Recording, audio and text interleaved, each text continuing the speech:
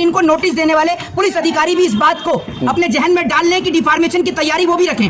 मुकदमा return police के ऊपर भी होना है। एक पत्रकार क्या शहर की शांति बिगाड़ सकता है? ये मैं सवाल पुलिस अधिकारी से पूछना चाहता हूँ। एक बात आप मुझे बताइए, जो शहर की शांति बिगाड़ रहे हैं, जो मस्जिदों पर चढ़ रहे हैं, जो लोग एक जाति और एक धर्म एक विशेष को टारगेट कर रहे हैं, उनके ऊपर तो कोई नोटिस नहीं भेजे। और दूसरी बात मैं बता दूं, उत्तर प्रदेश की पुलिस ये ना सोचे कि आप जिस तरीके से आप एक व्यक्ति को कह देते हैं कि इसने टोंटी से आत्महत्या कर ली, आपकी कस्टडी में एक व्यक्ति का एनकाउंटर हो जाता है, उसको मार दिया जाता है, तो उत्तर प्रदेश की पुलिस ये ना सोचे कि उत्तर प्रदेश का जो जंगल राज है वो चलता रहेगा। उत्तर प्रदेश पुलिस को दिल्ली की सुप्रीम कोर्ट में लेके आया जाएगा और दिल्ली की सुप्रीम कोर्ट में सर्वोच्च न्यायालय में उनको जवाब देना पड़ेगा। इस देश का कानून के ऊपर पूरे देश के लोगों को भरोसा है। और ये बात मैं आपको बता दूं कि माननीय जिनका नाम है कृष्ण कुमार जी, ये भी तैयार रहे, जो उन्होंने नोटिस भेजा ना, तो ये भी रिटर्न नोटिस के लिए तैयार रहे। क्रॉस एफआईआर होगी और प्लस इनके ऊपर भी डिफॉर्मेशन का हम मुकदमा करेंगे। जिस दिन हम बरी होंगे तो इनके ऊपर भी डिफॉर्मेशन करेंगे और हम देखेंगे कि शासन और प्रशासन कौन इनका साथ दे। अकबर सिद्दीकी साहब, आज प्रेस कॉन्फ्रेंस किस लिए आपने बुलाई है यहाँ पे? भाई इसलिए मीडिया को बुलाने की ज़रूरत पड़ी। सबसे पहले आप तमाम लोगों का धन्यवाद जो आप लोग आए।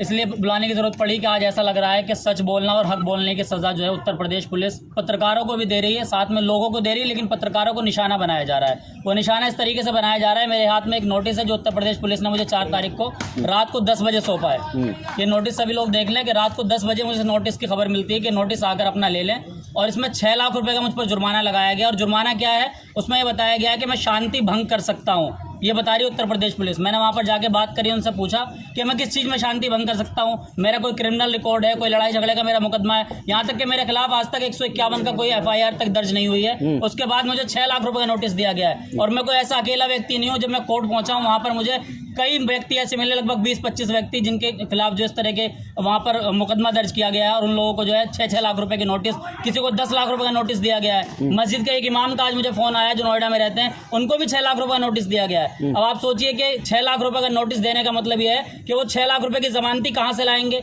जिनके पास नई गाड़ी हो वो उनकी जमानत करा सकता है, या फिर किसी के प्लॉट की जमानत वहाँ पर लगानी पड़ेगी, या फिर एफडी से जमानत करानी होगी। आखिर इसमें कसूर क्या है? लेकिन पुलिस से पूछा जा रहा है कि क्या कसूर है हमारा, तो पुलिस ये कह रही है कि आपका कसूर कुछ नहीं है, आप जाकर अपनी जमानत कराइए, आप शांति भंग कर सकते थे, इसलिए पुलिस ने आपको नोटिस भेजा है।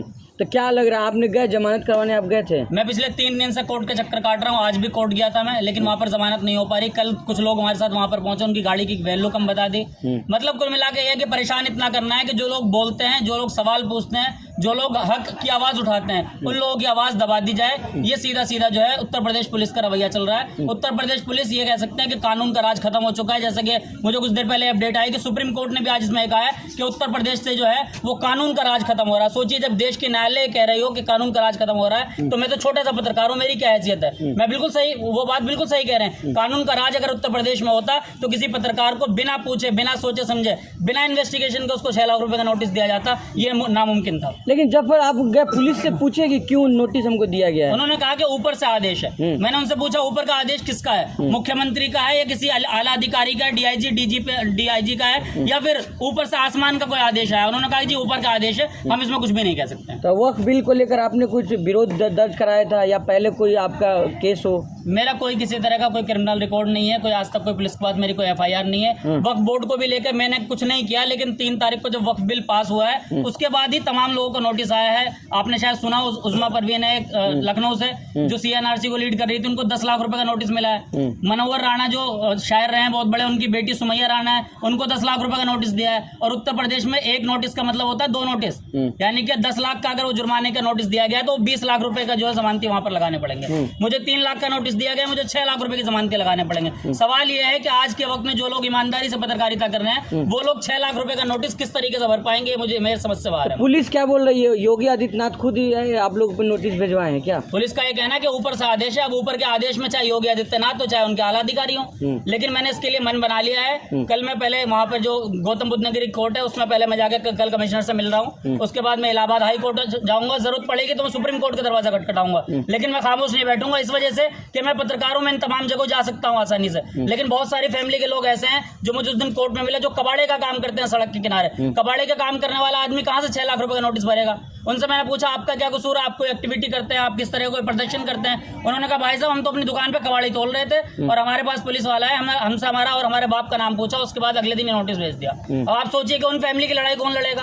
एक पत्रकार होने के नाते मैं तो सुप्रीम कोर्ट और इलाहाबाद हाई कोर्ट का दरवाजा खटखटा सकता हूँ, उन लोगों की आवाज कौन उठाएगा जो लोग कबाड़े का काम काम करते हैं। क्या वजह लग रही है? मुस्लिम होने की वजह से टारगेट बिल्कुल, किया जा रहा है? मुस्लिम होने की वजह से टारगेट किया जा रहा है। जो कहते हैं ना योगी आदित्यनाथ के अब्दुल की चोरी टाइट की जा रही है, वो अब्दुल की चोरी टाइट कर रहे हैं। लेकिन अगर पत्रकारों को निशाना बनाना है तो हक बोलने वाले तो बहुत सारे पत्रकार हैं। हक बोलने वाला काम तो रवीश कुमार भी कर रहे हैं। रवीश कुमार को भेजिए आप नोटिस, भेजिए अजीत अंजुम को नोटिस, पता चल जाएगा आपको आपकी औकात का। लेकिन वही है कि छोटा पत्रकार जो सच्चाई से अपने वक्त पे काम कर रहा है, उन लोगों को डराने और धमकाने का काम कर रहे हैं कि तमाम लोग खामोश बैठ जाए। मुस्लिम पत्रकारों को जानबूझ के भेजा जा रहा है। बिल्कुल बिल्कुल। मोहित शर्मा जी भी हैं यहाँ पे। मोहित जी, क्या आप नोटिस भी लिया? आप वकील भी हैं।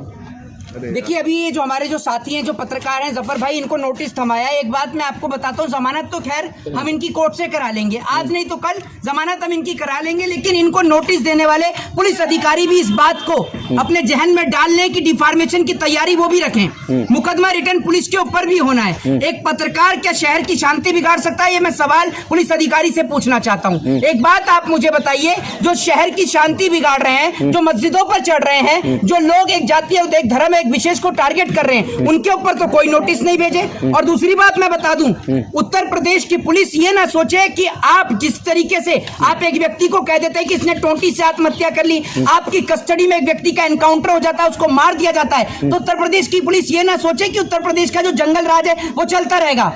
उत्तर प्रदेश पुलिस को दिल्ली की सुप्रीम कोर्ट में लेके आया जाएगा और दिल्ली की सुप्रीम कोर्ट में, सर्वोच्च न्यायालय में उनको जवाब देना पड़ेगा। इस देश का कानून के ऊपर पूरे देश के लोगों को भरोसा है। और ये बात मैं आपको बता दूं कि माननीय जिनका नाम है कृष्ण कुमार जी, ये भी तैयार रहे, जो उन्होंने नोटिस भेजा है ना, तो ये भी रिटर्न नोटिस के लिए तैयार रहे। क्रॉस FIR होगी और प्लस इनके ऊपर भी डिफॉर्मेशन का हम मुकदमा करेंगे। जिस दिन हम बरी होंगे तो इनके ऊपर भी डिफॉर्मेशन करेंगे और हम देखेंगे कि शासन और प्रशासन कौन इनका साथ देता है।